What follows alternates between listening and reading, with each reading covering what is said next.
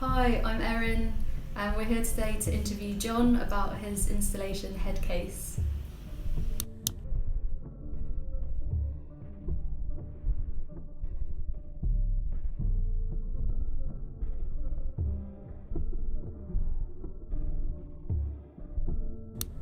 What first drew your attention to the felt working forms at the Robert Young Antique Collection?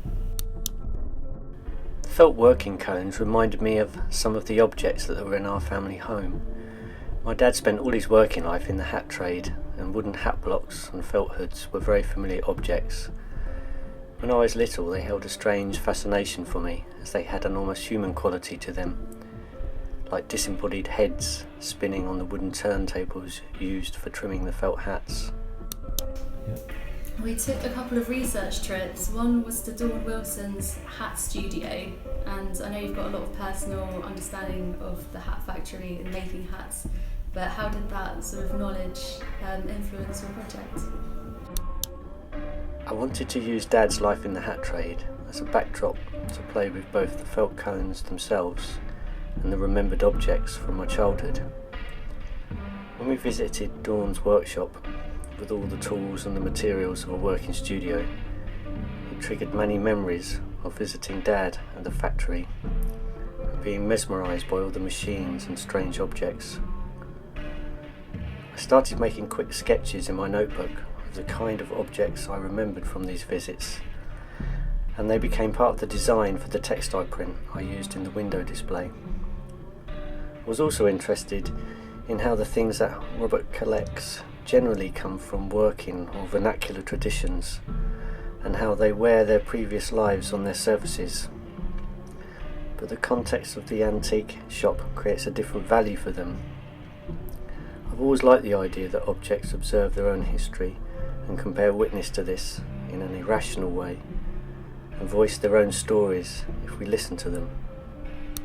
We took another research trip to your brother's laboratory. Your brother is a neuroscientist, and he was demonstrating some of the experiments he's been doing with muscle responses, and he also showed us some virtual reality which has been used in the advancement of dementia care.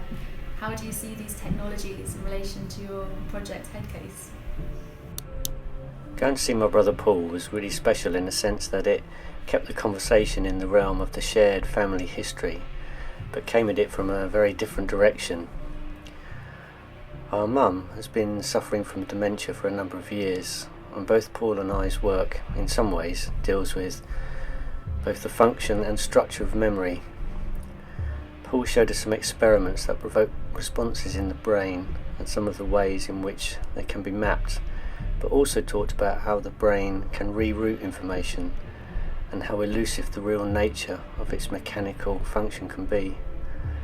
The felt hood with all the pins in is a combination of Mum's old pin cushion and a hat in the process of being made, and I thought it became a bit like the kind of skull caps covered in sensors you might associate with monitoring brain activity.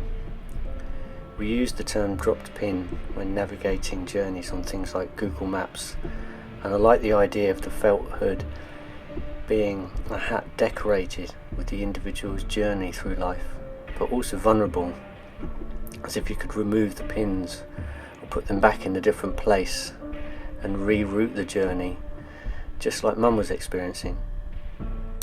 So what I found really interesting about your project is how you really expanded upon the window space by using cue codes that link to videos that you can see on your phone or online. And I just wanted to ask what inspired you to work in that way.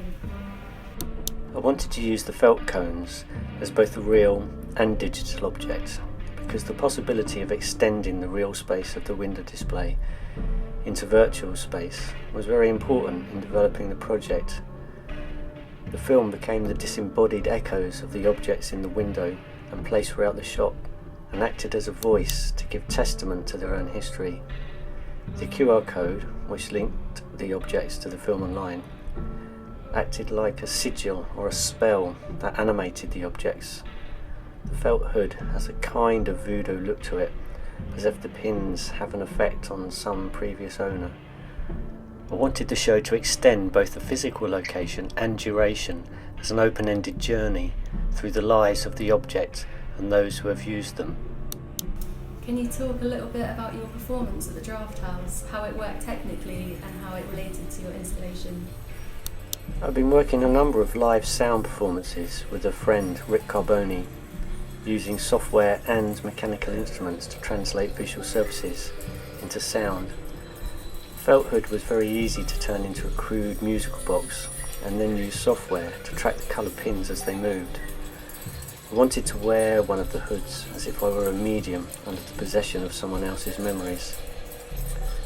There are a number of new therapies for dementia, including virtual reality reminiscence therapy, where immersion in a virtual environment triggers a wave of memories and stimulates neural functions that can aid a greater sense of self.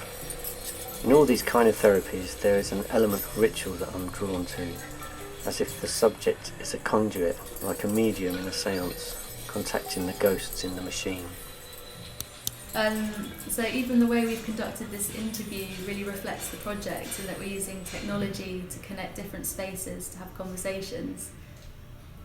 Thanks from all of us at Robert Young Antiques.